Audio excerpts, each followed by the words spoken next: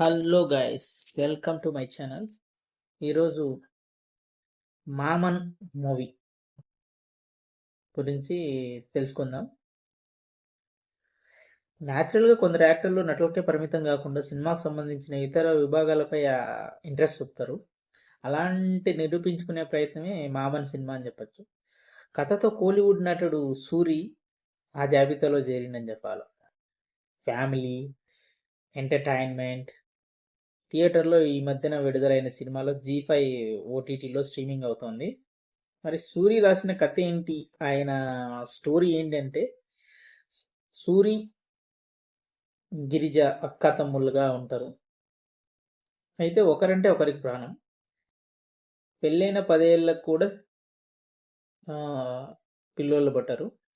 అలాంటప్పుడు సంతానం కలుగుతుంది.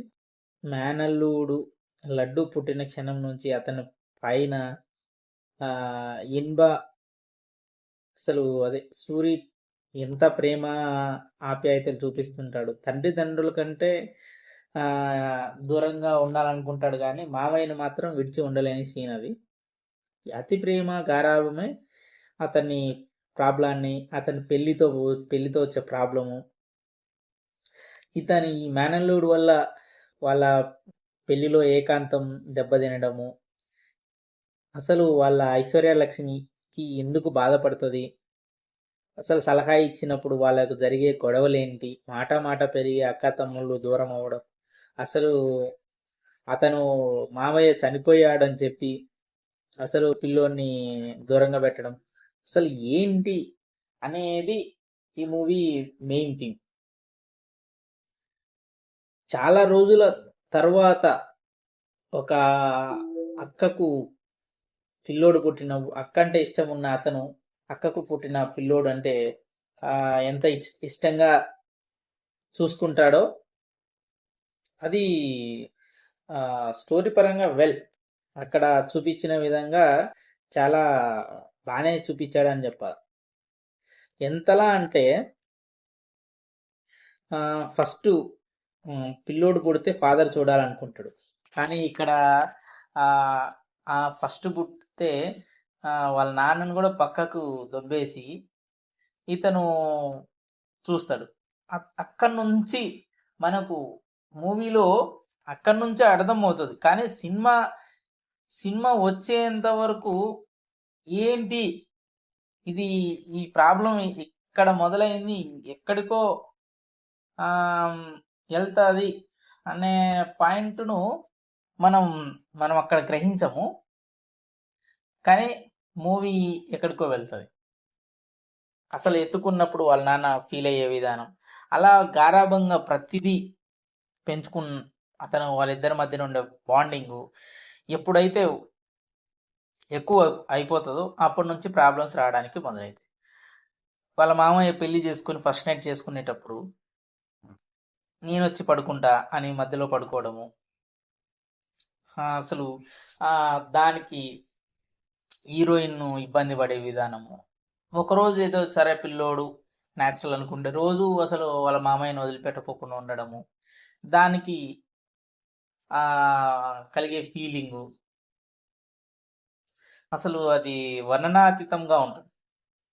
ఇంకా వాళ్ళిద్దరి మధ్యన మాట మొదలయ్యి దాన్ని సీరియస్గా అయిపోవడము, అసలు ఇంతలా సీరియస్ అయిపోవడానికి కారణం ఏంటి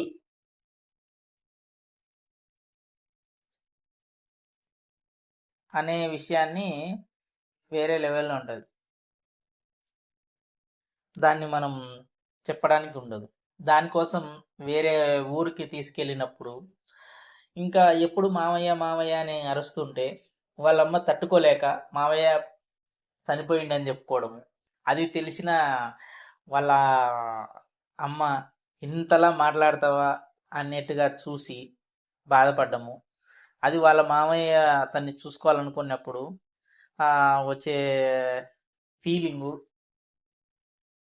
వేరే లెవెల్లో ఉంటుంది. ఆ విషయం వాళ్ళ మామయ్యకి తెలియడము, అప్పుడు దానికి గొడవ పడినప్పుడు ఒక విషయం హీరోయిన్ చెప్తుంది, నువ్వు ఇంతలా ప్రేమించడం కరెక్టే, తప్పని అన్నను, కానీ వాళ్ళ అమ్మ నాన్నలకు కూడా ఇంపార్టెంట్.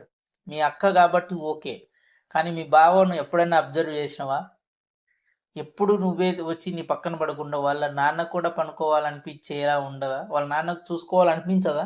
అన్నప్పుడు వాళ్ళ ఒక్కసారిగా ఒక్కరోజు బావా నీ దగ్గరే పనుకో, నాకు కొంచెం పని ఉంది అని చెప్పినప్పుడు వాళ్ళ బావ ఎగ్జైట్ అయినప్పుడు, అసలు స్కూల్కి తీసుకుపోవడానికి వాళ్ళ కొడుకు మధ్యన జరిగే సంభాషణలు మనం వేరే విధంగా వేరే విధంగా అనిపిస్తాయి మనకు.